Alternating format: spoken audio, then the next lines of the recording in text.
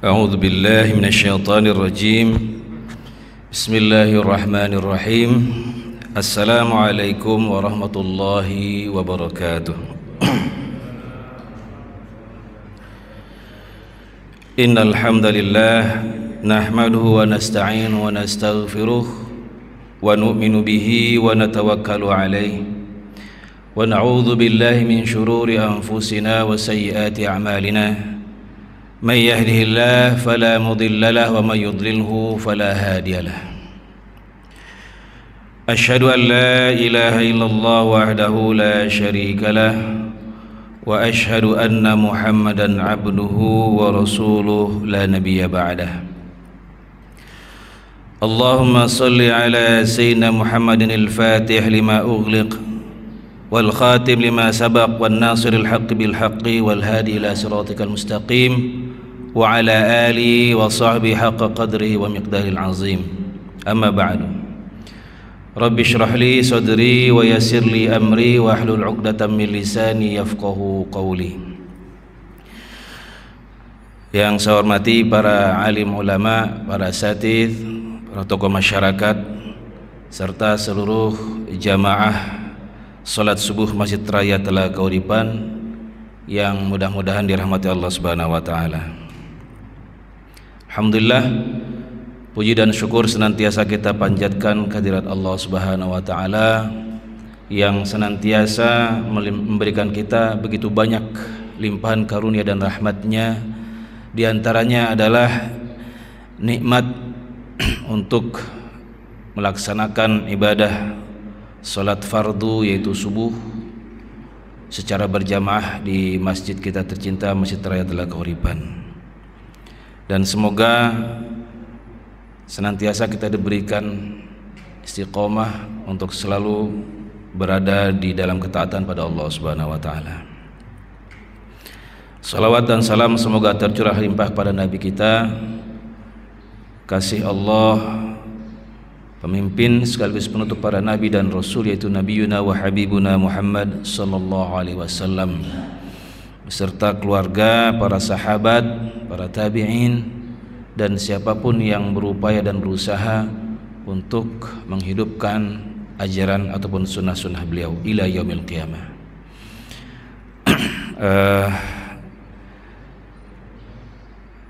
Hadirin yang dirahmati Allah Subhanahu wa taala, pada kesempatan pagi hari ini saya akan ataupun kita akan sama-sama duduk dalam satu majlis yang insyaallah dimuliakan Allah Subhanahu wa taala ini, mendengarkan dari kitab Al-Jawahirul Lu'lu'iyah fi Syarhil Arba'in An-Nawawiyah. Kitab ini merupakan syarah daripada kitab Arba'in An-Nawawi. Hadis kelima, ya. Saya membacakan hadis kelima dari kitab Syarah Arba'in An-Nawawiyah ini, yaitu kitab Al-Jawahirul Lu'lu'iyah. Temanya tentang an-nahyu 'anil ibtida' fid din. Larangan untuk melakukan satu perbuatan bid'ah dalam agama. Ya, hadis kelima.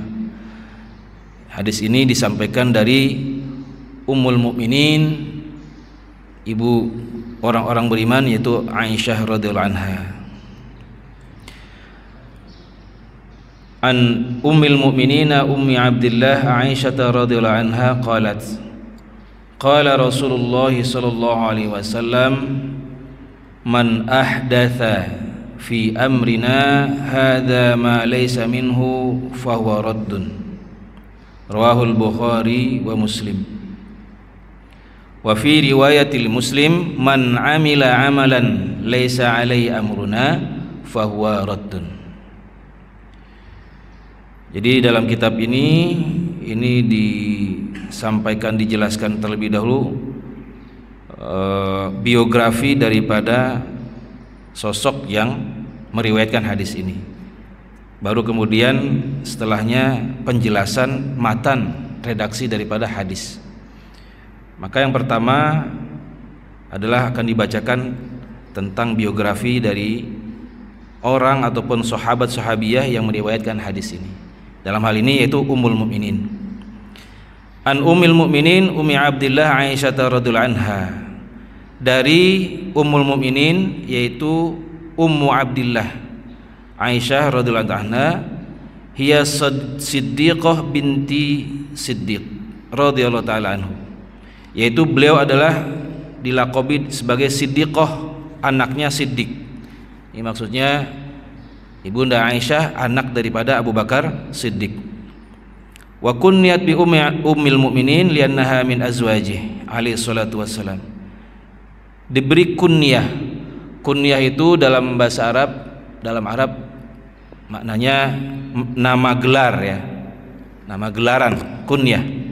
Selain daripada nama aslinya. Wa kunniyat bi ummil mu'minin liannaha zaujatu sallallahu alaihi wasallam. Diberi gelar Ummul Mukminin karena beliau adalah salah satu dari istri-istri Nabi sallallahu alaihi wasallam. Wa qad qala Allah taala azza wa jalla wa azwajuhu ummahatuhum.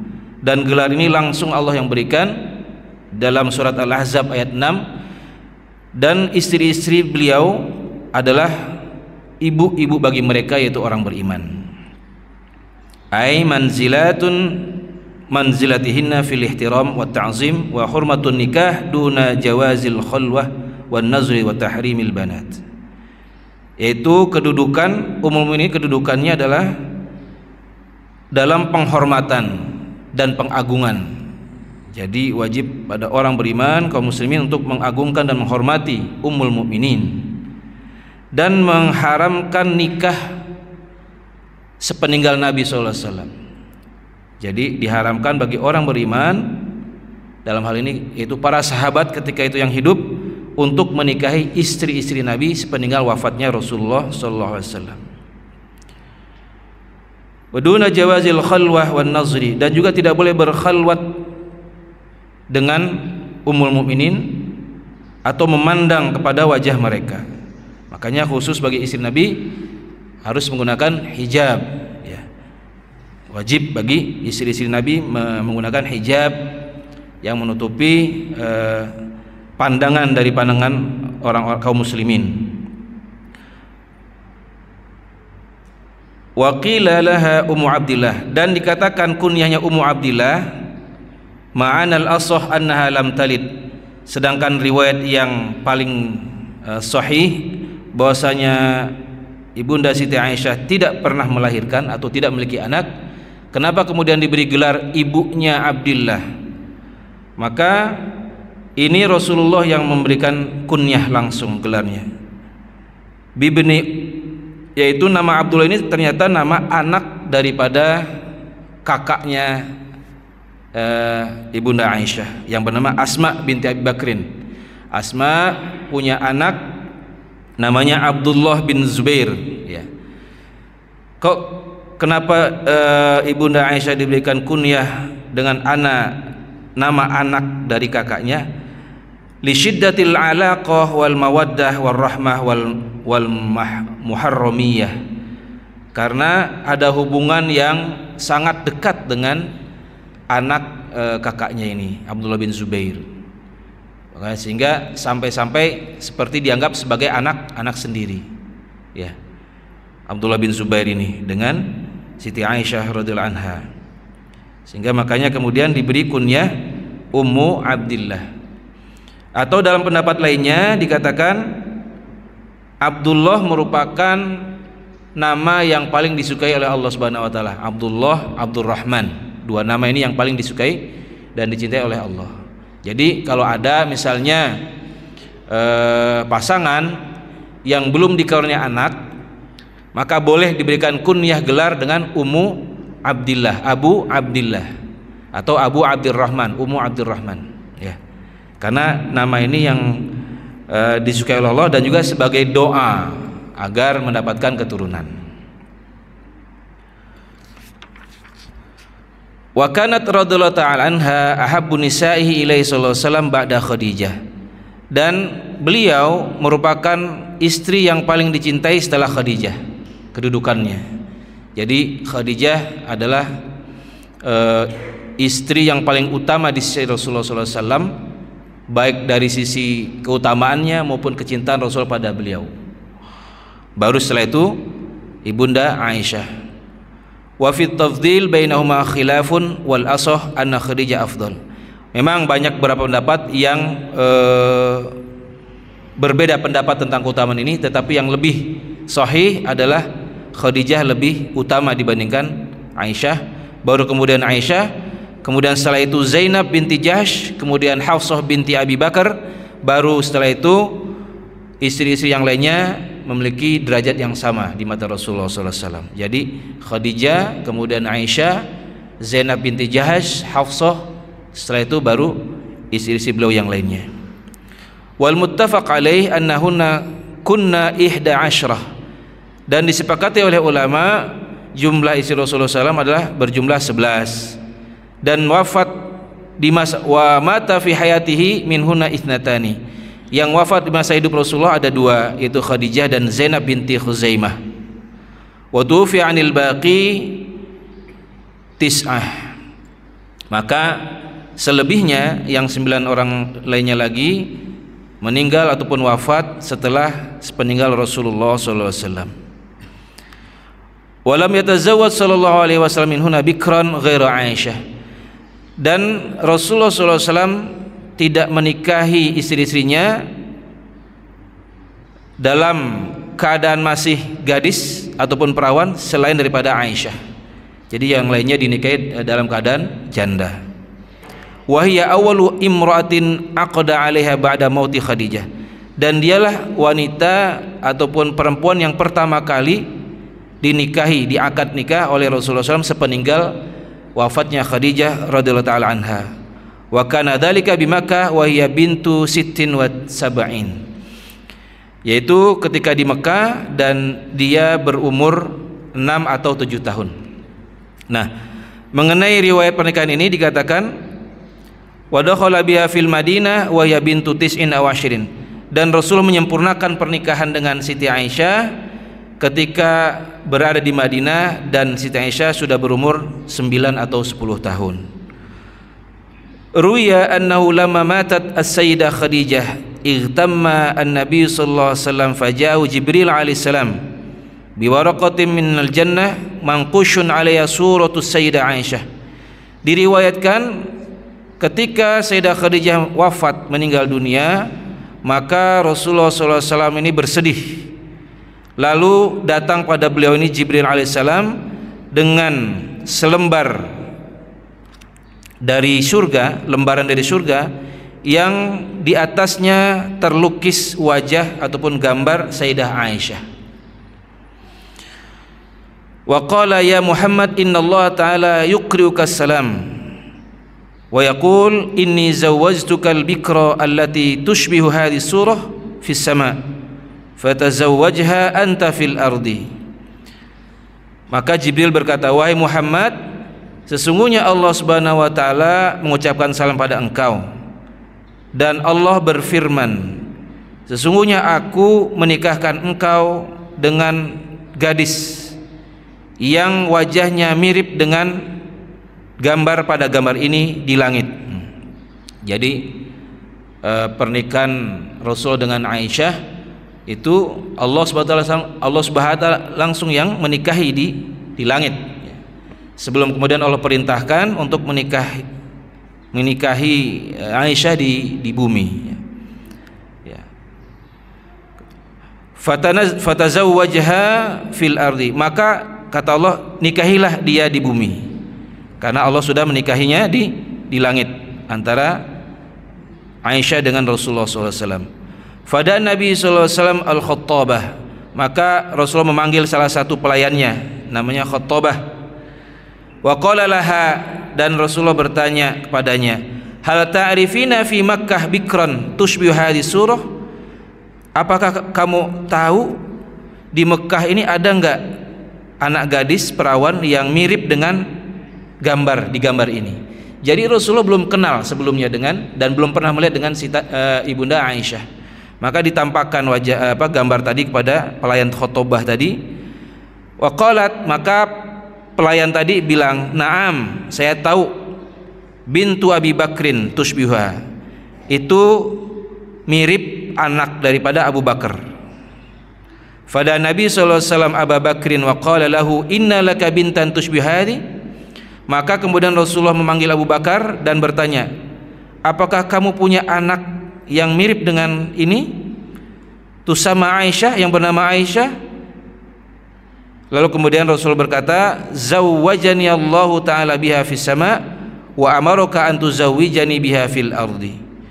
Allah Subhanahu wa taala telah menikahkan aku dengannya di langit, maka Allah perintahkan engkau untuk menikahkannya denganku di bumi ini. Faqala ya Rasulullah, "Inna saghirah la tuslihu lak." Wahai Rasulullah, kata Abu Bakar, sesungguhnya dia masih kecil, belum pantas untuk engkau. Qala, maka Rasulullah bersabda, "Lau lam takun salihatan lamma zawwajani Allah taala biha." Kalaulah belum pantas untukku, lalu mengapa Allah SWT telah menikahkan dia denganku di langit? Fa'aqadan nikah, maka dilaksanakanlah akad nikah antara Rasulullah dengan Abu Bakar tanpa menghadirkan Ibunda Aisyah.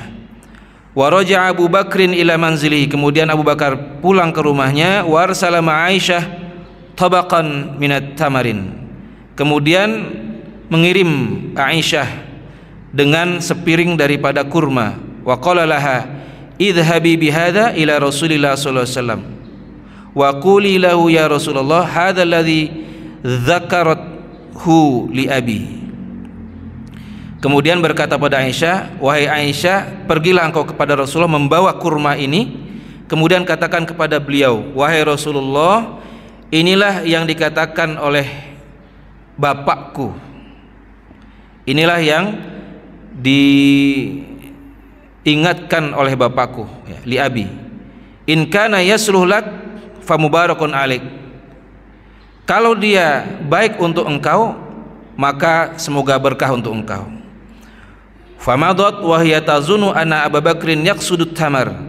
Maka kemudian Aisyah melaksanakan perintah ini dengan menyangka, mengira memang seperti itu diperintahkan oleh ayahnya Abu Bakar. Padahal ini maksudnya adalah sebagai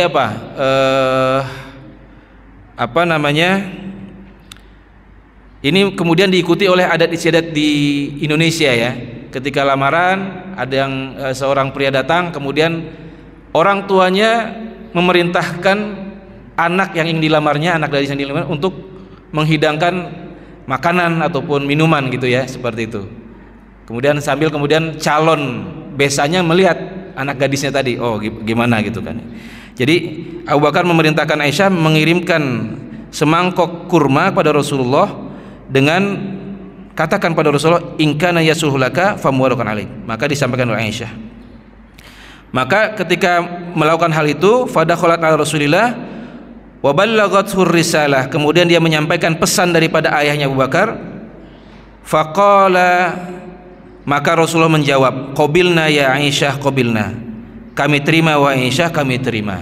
Jadi maksudnya Rasulullah menyetujui daripada pernikahan dengan anak Abu Bakar Siddiq, yaitu Aisyah. Wa jadzaba tarfa thawbiha, kemudian Rasulullah memegang ujung kain daripada Siti Aisyah. Jadi dipegang sebagai tanda diterima, ya, penerimaan qabul. Melihat hal ini, fanazarat ilaihi mughadibah wa dhahabat. Melihat Rasul melakukan hal tadi, karena Aisyah belum tahu bahwasanya dirinya sudah dinikahkan oleh ayahnya, karena melihat Rasul memegang ujung pakaian daripada Aisyah, maka Aisyah marah, terlihat marah, kemudian pergi, ya, cepat-cepat pergi dari hadapan Rasulullah SAW. Wa dakhalat ala abiha, kemudian datang pada bapaknya. Fa akhbarathu bima waqa, kemudian diceritakan apa yang terjadi, sampai kemudian ceritakan bahwasanya dia agak sedikit kesal karena apa? Rasulullah memegang ujung pakaiannya, karena menurutnya itu hal yang tidak layak. Ketika orang yang tidak sah, jangankan menyentuh, memegang pakaian saja itu hal yang menurut Aisyah itu tidak pantas. Faqala ya bunayyah la tazunni bi rasulillah zanna sau. Wahai anakku, jangan engkau berprasangka buruk kepada Rasulullah sallallahu alaihi wasallam. Innallaha ta'ala qad zawwajaka bihi wa inni qad zawwajtuka minhu. Baru kemudian Abu Bakar menjelaskan, sesungguhnya Allah Subhanahu wa taala telah menikahkan engkau dengan Rasulullah di langit, maka aku pun telah menikahkan engkau dengan Rasulullah di bumi. Maka kata faqalat, maka kata Ibunda Aisyah, fama farihtu bi syai'in ashadda min farhi bi qauli Abi Bakrin qad zawwajtuka minhu. Maka belum pernah aku merasa gembira, lebih gembira daripada ketika saat ayahku mengucapkan aku telah menikahkan engkau dengan Rasulullah. Nah, jadi tadinya marah ketika dapat berita seperti ini, senangnya bukan kepalang. Ibunda Siti Aisyah radhiyallahu anha. Wa yuqalu inna awwala hubbin waqa'a fil Islam hubbun Nabi sallallahu alaihi wasallam laha. Dan dikatakan di sini sesungguhnya cinta pertama kali yang terjadi dalam Islam yaitu cinta Nabi kepada Aisyah radhiyallahu taala anha. Wa kanat radhiyallahu anha shaimatud dahr, sahibatu karam wa zuhdin. Sepeninggal Rasulullah, beliau termasuk orang yang zuhud, mulia, menjaga kemuliaan kehormatan diri, dan berpuasa sepanjang waktu. Jadi puasa terus, somad dahar, sepanjang waktu. Bu'itsalha Muawiyah, pernah dikirimkan oleh Muawiyah kepada Siti Aisyah, tauqan min dhahabin, ya, fihi jauharun qimatu mi'ata alfin. Muawiyah ketika menjadi khalifah itu mengirimkan hadiah, ya, satu tauqan itu bisa dikatakan satu karung, ya, daripada emas, satu gembolan daripada emas yang di dalamnya terdapat permata yang nilainya senilai 100.000 dinar. Itu berarti banyak, ya. Faqasamatu baina azwajin Nabi sallallahu alaihi wasallam, maka justru dibagi-bagikan kepada seluruh istri-istri Nabi, tidak menyisakan untuk dirinya sendiri. Wa bu'atha Abdullah bin Zubair malan fi ghararatain nahwa 80 alf. Kemudian dikirim melewati Abdullah bin Zubair harta 2 peti yang nilainya 180.000 dinar. 180 dinar. Mungkin MM-an kalau di saat ini, ya. Fa faraqatu 'alan nas, justru malah dibagi-bagian pada manusia, orang-orang kaum muslimin dan mukminin yang ada di kota Madinah ketika itu. Wamsat wa hiya shaimah, sampai habis ketika sore sedangkan dia dalam keadaan puasa. Ma indaha dirham, dia tidak memiliki dirham, bahkan dirham pun tidak punya, apalagi dinar. Dirham pun tidak punya, sehingga aftarat bi khubzin wa zaitin, hanya berbuka dengan roti kasar yang dicampur, dicocol kepada minyak zaitun, ya. Kalau mungkin bapak-bapak yang sudah pergi haji ataupun umroh pernah beli roti, itu nggak ada rasa, ya Pak, ya, rotinya. Kemudian makanya pakai minyak zaitun yang nggak ada rasa juga. Bisa dibayangkan berbuka puasa dengan yang demikian. Ibunda Aisyah. Faqila laha, kemudian pembantunya berkata, halla abqaita dirhaman fatashtari bihi lahman. Kenapa engkau tadi tidak menyisakan 1 dirham saja sehingga engkau bisa membeli daging untuk berbuka puasa? Faqalat law dzakarta la fa'atu. Kalau kamu tadi ngingatinya sebelum dibagikan, ya, maka saya pasti akan melakukan apa yang kamu sarankan. Sayangnya apa? Sarannya terlambat, sudah dibagi habis baru menyarankan seperti itu. Wa kanat radhiyallahu ta'ala anha faqihah alimah hafizah fasihah, dan beliau yang sangat mendalam ilmu fikihnya, alimah, ulama dari kalangan wanita, hafizah, hafal Al-Quran, fasihah, fasih dalam bahasa. Talaba minha Muawiyah, pernah Muawiyah meminta padanya, antur sila ilai kitaban tusihi fihi, untuk mengirimkan padanya satu buku yang mana di dalamnya adalah wasiat nasihat kepadanya. Wala tuksir, tapi jangan banyak-banyak nasihatnya. Fatak tubuh. Maka kemudian Bunda Aisyah menuliskan pada Muawiyah yang ringkas dan singkat. Tulisannya adalah salamun alaika, selamat kepada engkau wahai Muawiyah. Amma ba'du, setelah muji Allah, fa inni sami'tu Rasulullah SAW yaqul, sesungguhnya aku mendengar Rasulullah SAW pernah bersabda, manil tamasa ridon nas bisaqatillah wakalahu Allahu ilan nas. Barang siapa yang mencari ridho manusia untuk mendatangkan murka Allah, maka dia akan diwakilkan dirinya pada manusia atau menjadi budak manusia tersebut. Wa manil tamasa ridallah bisaqatihim kafahullahu ma'unatan nas. Dan barang siapa yang mencari ridho Allah daripada kemurkaan manusia, maka Allah akan menjaganya dari rasa aman dari manusia. Wassalamu alaika, semoga keselamatan atas engkau wahai Muawiyah. Wa katabat lahu marratan ukhra amma ba'du fattaqillah fa innaka in taqaitallah kafakan nas wa in taqaitahum lam yaghnu 'anka minallahi syai'an.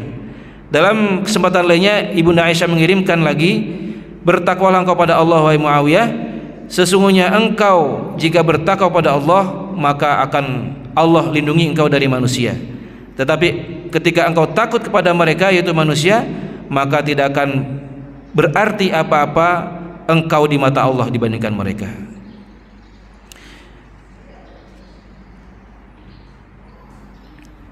Wa qila innal kabir min ashabi Rasulullah sallallahu alaihi wasallam kanu yas'aluna 'anil faraid. Mashtakala 'alaina hadithun qattun fasalna anhu Aisyah illa wajadna 'indaha minhu 'ilman. Jadi terkait dengan hadis khudhu nisfa dinikum an hadhil humaira, ambillah oleh kalian setengah dari agama kalian dari Humaira, yaitu panggilan kesayangan Rasul untuk Aisyah. Maka Abu Musa ketika dia mendapatkan muskilah untuk memahami satu hadis, kemudian datang kepada Aisyah radhiyallahu anha, maka tidaklah dia pulang melainkan mendapatkan ilmu daripadanya. Artinya ada solusi yang didapatkan dari Ibunda Aisyah. Dan berkata Imam Zuhri, kalaulah dikumpulkan ilmu Aisyah kemudian ilmu seluruh istri-istri Nabi, maka dibandingkan masihlah kemudian lebih utama ataupun masih lebih banyak ilmu Aisyah dibandingkan istri Nabi yang lainnya. Dan dikatakan dari pembesar-pembesar sahabat Rasulullah itu menjadikan Aisyah sebagai referensi, rujukan ketika mendapatkan satu masalah persoalan dalam agama ataupun dalam hadis ataupun dalam ayat Al-Quran. Ruyalah alfu hadisin wa mi'ata hadisin wa ashra ahadis wa matat wa umruha sittun wa sittuna sanah wa dufinat bil baqi' nafa'ana Allah ta'ala biha. Dan telah meriwayatkan Ibunda Aisyah sebanyak 1015 hadis dan wafat di Madinah, dimakamkan di Baqi'. Semoga Allah SWT memberikan kita manfaat daripada beliau, amin Allahumma amin. Itu biografi dari orang yang meriwayatkan hadis kelima dari Arba'in An-Nawawi. Berikutnya matan. Man ahdatha, siapa yang berbuat hal yang baru. Syarahnya, ai ansha'a wa ikhtara'a min qibali nafsihi amron hadithan, dia melakukan perbuatan yang baru, ya, yang baru sama sekali. Ai lam yakun mawjudan fi zaman nabi, yang belum ada di zaman Nabi. Wawal musamma bil bid'ah, ini pengertian umum bid'ah, segala hal sesuatu yang belum pernah ada di zaman Nabi itu dinamakan bid'ah. Ini pengertian umum. Fi amrina, kemudian dalam hadis tadi dikatakan, dilanjutkan fi amrina, apa maksudnya? Sya'nuna alladzi nahnu alaihi wa huwa dinul Islam, yaitu agama Islam, ajaran agama Islam. Yang diketahui bahwasanya ajaran agama Islam bersumber dari dua dari Al-Quran dan hadis Rasulullah SAW. Kama jaa fi riwayatin fi dinina wa asyara ilaihi biqauli hadza tanzilan lahu manzilatal mahsus wal musyahad ta'ziman lahu. Jadi dari mana dikatakan agama? Karena merujuk kepada hadza fi amrina hadza. Jadi hadza itu isyaratan yang dibawa oleh Rasulullah SAW, yaitu agama Islam. Fi amrina hadza, perkara kita, perkara kami, hadza, jadi maksudnya adalah perkara ajaran agama Islam yang dibawa oleh Rasulullah SAW. Kemudian lanjutan daripada hadis ma laisa minhu, maksudnya laisa min amrina bi an kana yunafihi au laisa lahu mustanidun min adillati syar'i. Jadi ada penjelasan berikutnya, ternyata tidak semua bid'ah itu tercela dengan kata-kata kalimat ma laisa minhu. Perkara bid'ah ma laisa minhu maksudnya yang tidak ada di dalam perkara agama kita, yaitu agama Islam. Maksudnya tidak ada dalil syariat agama baik Al-Quran maupun hadis yang menyetujui perbuatan yang baru tersebut. Berarti selama perbuatan baru itu tersebut ada atau tidak bertentangan dengan nas dalil Al-Quran dan hadis, maka dia bukanlah merupakan bid'ah yang tercela. Fahuwa raddun, maka dia ditolak. Artinya ahdatsa fi amrina, yang berbuat satu yang baru dalam perkara agama Islam, ma laysa minhu, yang tidak ada sandaran dalil dari Al-Quran dan hadis syariat, fahuwa raddun, baru kemudian dia ditolak. Jadi ternyata di dalam hadis ini, menurut hadis ini, tidak semua bid'ah ternyata itu sifatnya ditolak ataupun tercela. Ya, jadi ini merupakan hadis penjelasan daripada hadis yang diriwayatkan oleh Imam Abu Daud, kullu bid'atin dolalah, setiap bid'ah itu sesat. Maka ini menjadi maksus penjelas daripada hadis daripada Imam Abu Daud tadi. Kemudian di dalam ilmu usul, dalam satu keterangan dikatakan ternyata tidak setiap kullu itu bermakna artinya keseluruhannya. Dan ini juga dijelaskan sebagaimana Imam An-Nawawi ataupun Imam Ibnu Hajar Al-Asqalani yang mengatakan kullu maksudnya adalah sebagian besar. Artinya ada bagian-bagian tertentu yang bukan merupakan bid'ah yang tercela ataupun ditolak. Ya. Jadi kullu di sini tidak berarti setiap. Seperti halnya begini, ada pernyataan yang mengatakan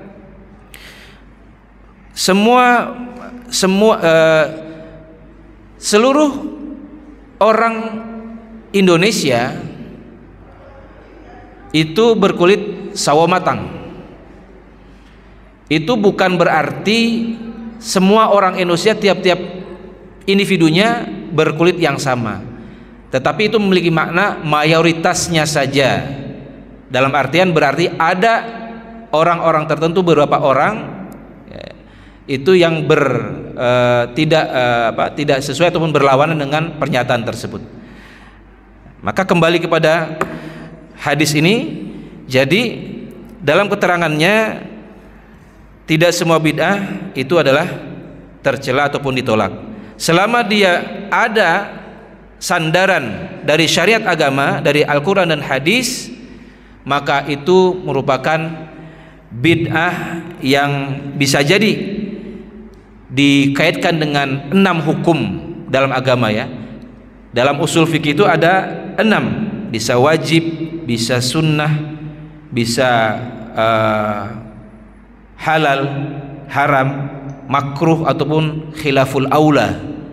Jadi dikembalikan kepada nas Al-Quran dan hadis mana yang bersesuaian dengan perilaku ataupun perbuatan tersebut.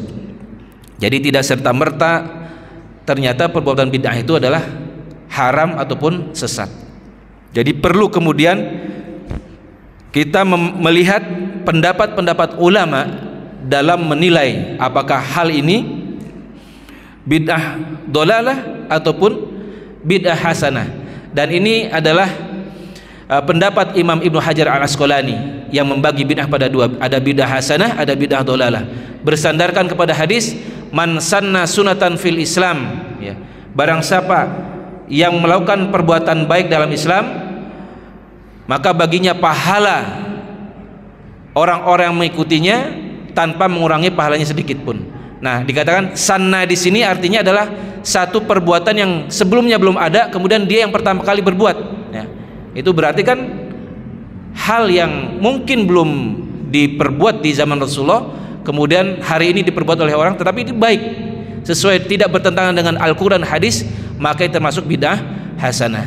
Sebagaimana Khalifah Umar yang melakukan ataupun melazimkan sholat tarawih secara berjamaah, padahal tidak ada perintahnya dari Rasulullah, dan tidak pernah dilakukan di zaman Rasulullah pun di zaman Abu Bakar, ya. Tarawih masih sendiri-sendiri, tidak berjamaah di masjid, tidak di belakang satu imam. Tetapi kemudian di zaman Umar, dia melihat satu itu adalah baik, kemudian memerintahkan kaum muslimin untuk sholat di belakang satu imam, yaitu Ubay bin Ka'ab. Maka kemudian kata Umar, nikmatul bid'ah hazi, inilah sebaik-baiknya bid'ah. Maka dari sini kemudian Imam Ibnu Hajar Al-Asqalani mengambil kesimpulan ada bid'ah hasanah, yaitu bid'ah yang mana itu baik ataupun tidak bertentangan dengan Al-Quran dan hadis. Bahkan ketika di zaman Abu Bakar, itu ada satu bid'ah yang dilakukan oleh Abu Bakar, yaitu membukukan Al-Quran, ya. Padahal Rasulullah tidak memerintahkan, nggak ada perintah Rasulullah untuk kepada sahabat membukukan Al-Quran menjadi satu kitab yang sekarang kita pegang sebagai mushaf Al-Quran. Dan itu baru diusulkan oleh Umar ketika di perang Hunain. Banyak sahabat yang hafiz Quran terbunuh, 70 lebih. Khawatir makin lama makin banyak yang wafat syahid, lama-lama Al-Quran akan hilang dengan wafatnya ataupun syahidnya para penghafal Al-Quran. Sehingga usulah Umar, wahai Abu Bakar, bagaimana kalau kita kumpulkan Al-Quran, ya? Saya khawatir kalau lama-kelamaan para penghafal Al-Quran itu meninggal, wafat, syahid, ini Al-Quran tidak tersisa sedikit pun, tidak tertinggal kepada kita. Awalnya Abu Bakar menolak. Kalaulah ini baik, kata Abu Bakar, maka pasti Rasulullah yang akan pertama kali melakukannya.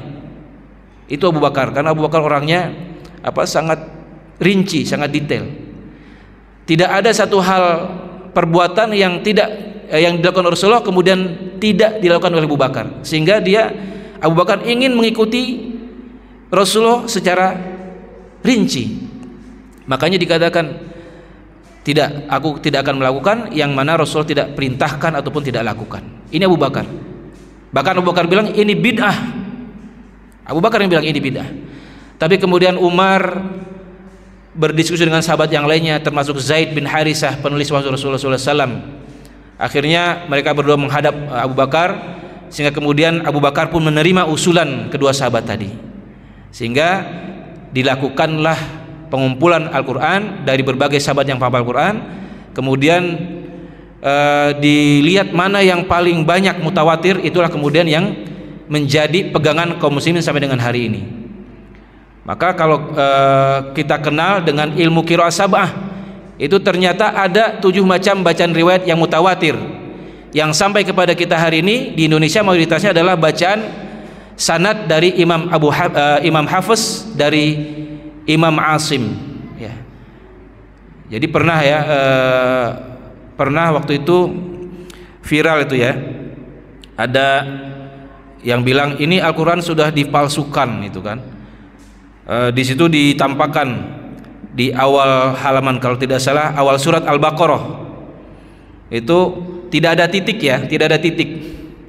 Padahal itu bukan Al-Quran palsu, itu Al-Quran riwayat imam yang lain, bukan Imam Hafiz, yang bacaannya juga sahih tetapi beda riwayat saja. Misalnya contohnya adalah dalam riwayat Imam Warsh, itu hamzah di dalam awal surat Al-Baqarah itu tidak dibaca. Jadi kalau kita alladzina yu'minuna bil ghaib, maka dalam bacaan imam tadi alladzina yu'minuna bil ghaib. Jadi kalau orang yang nggak tahu ilmu qiraat sabah itu dibilang, wah itu bacanya salah itu. Padahal tidak, itu bacaan riwayat imam yang lain. Jadi ada tujuh riwayat bacaan. Nah, dikumpulkanlah yang sampai kepada kita Indonesia adalah bacaan riwayat Imam Hafiz dari Imam Asim. Nah, berkat bid'ah pertama inilah kemudian Al-Quran kita kenal sampai sekarang, ya. Jadi ternyata tidak semua bid'ah itu adalah dhalalah. Maka jangan mudah-mudah kita menuduh kepada satu amalan bid'ah. Rujuk dulu bagaimana pendapat ulama di dalamnya, ya. Bagaimana menurut Imam Hashim Asy'ari, ya, itu dalam kitabnya yang dinukilkan ada 3 paling tidak, ya. Ketika hal ini bid'ah harus diklarifikasi. Yang pertama adalah lihat dulu apakah ada syariat agama mendukung perbuatan tersebut atau tidak. Kalau tidak ada, barulah boleh dikatakan itu bid'ah. Selama itu masih ada, maka jangan sekali itu dikatakan bid'ah. Contoh, membaca surat Yasin malam Jumat. Apakah ada perintah Rasulullah langsung secara nas? Memang tidak ada. Hadis Rasulullah yang mengatakan bacalah oleh kalian surat Yasin malam Jumat, nggak ada.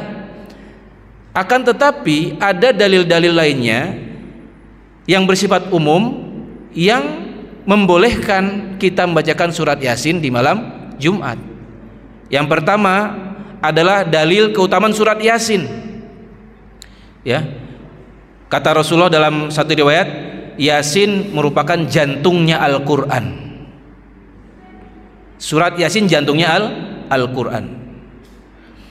Jadi ketika di akhirat nanti penduduk surga dikumpulkan, maka datanglah di hadapan manusia Nabi Daud alaihissalam membacakan mazmur.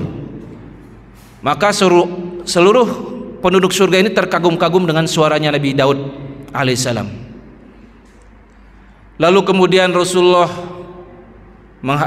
muncul di hadapan manusia membacakan surat Yasin,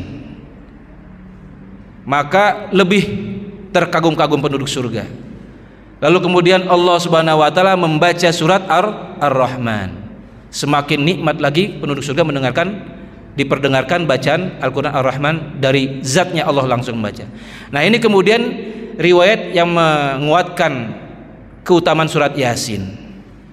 Atau iqra'u ala mautakum Yasin, kita diperintahkan untuk membaca orang yang lagi sakaratul maut ataupun orang yang sudah wafat, jenazah kita, untuk dibacakan surat Yasin, karena itu menjadi pemudah si mayit di kuburnya untuk menjawab pertanyaan-pertanyaan mungkar dan nangkir, atau mempermudah dalam sakaratul maut. Itulah keutamaan Yasin. Jadi kita membaca Yasin dengan dalil ini cukup, bahwasanya Yasin punya keutamaan di dalamnya. Kemudian mengenai malam Jumat, kenapa malam Jumat? Karena Rasul mengatakan hari yang terbaik adalah Sayyidul Ayyam Yaumul Jum'ah. Tuannya hari-hari itu adalah hari Jumat. Nah, maka hari Jumat itu dimulai dari menjelang sejak maghrib sore hari sampai dengan besok sore harinya, hari berikut itu hari Jumat. Sehingga Kamis sore itu sudah masuk kepada hari Jumat. Sedangkan Rasulullah hari Jumat ini kita dianjurkan untuk melakukan hal-hal yang amalan-amalan soleh, sholawat, zikir, tilawah Quran. Nah, Yasin merupakan bagian daripada Al-Quran. Sehingga ulama dulu menggabungkan dua dalil ini, keutamaan surat Yasin, keutamaan hari Jumat, digabungkan sama-sama, jadilah amalan yang namanya Yasinan malam Jumat. Ini berarti bukan bid'ah tercela, karena masih ada dalil-dalil yang menjelaskan tentang keutamaan-keutamaannya. Ini salah satu contoh. Kemudian kata Syekh Imam Hashim Asy'ari mengatakan yang kedua, sesat atau tidaknya suatu perkara baru bisa diukur dengan kaidah-kaidah yang digunakan oleh para imam dan generasi salaf terdahulu, yang dikategorikan tadi ya, yang 6 tadi, wajib, sunnah, halal haram, khilaful aula, dan makruh. Jika tidak ada, barulah kemudian bisa dikatakan bid'ah tercela ya. Atau jika masih terjadi perbedaan pendapat, pandangan di kalangan ulama, maka di situ kemudian artinya tidak ada kesepakatan di antara pendapat ulama, baru kemudian kita tinggal pilih mana yang kemudian kita anggap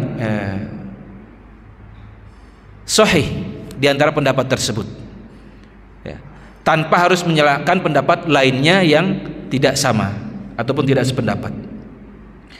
Atau masih berbeda, apakah ini merupakan masalah usul inti ataupun furu, merupakan cabang.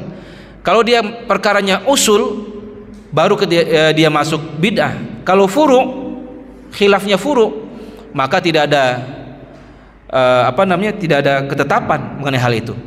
Sehingga boleh memilih mana pendapat yang dia yakini kebenarannya. Dan yang ketiga, maka setiap perbuatan tadi ditakar juga dengan timbangan hukum. Yang tadi seperti disampaikan, wajib, sunnah, haram, makruh, khilaful aula, dan mubah. Maka ketika tidak ada di dalamnya, baru kemudian kita bisa mengambil kesimpulan bahwasanya itu merupakan bid'ah yang tercela ataupun bid'ah yang diharamkan.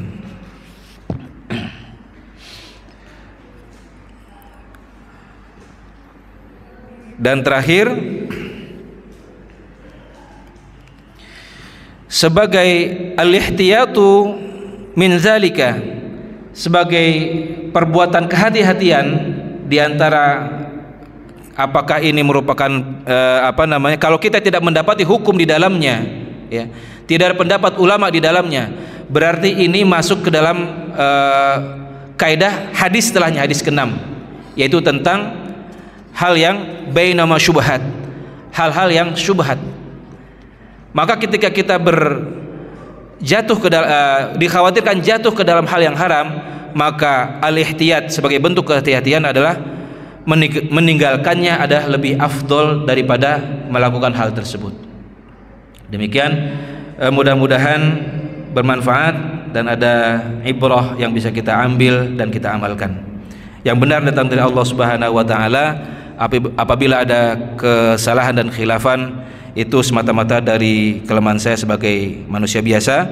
Kepada Allah Subhanahu wa taala saya mohon ampun, pada para jamaah dan hadirin saya mohon maaf yang sebesar-besarnya. Kita tutup dengan sama-sama membaca alhamdulillah dan doa kifatul majlis. Alhamdulillahirabbil alamin, subhanallah bihamdi, subhanakallahumma bihamdika, asyhadu an la ilaha illa anta, astaghfiruka wa atubu ilaik. Wabillahi taufiq wal hidayah wal ridha wal inayah, wallahul muwaffiq ila aqwamit thariq. Wassalamualaikum warahmatullahi taala wabarakatuh.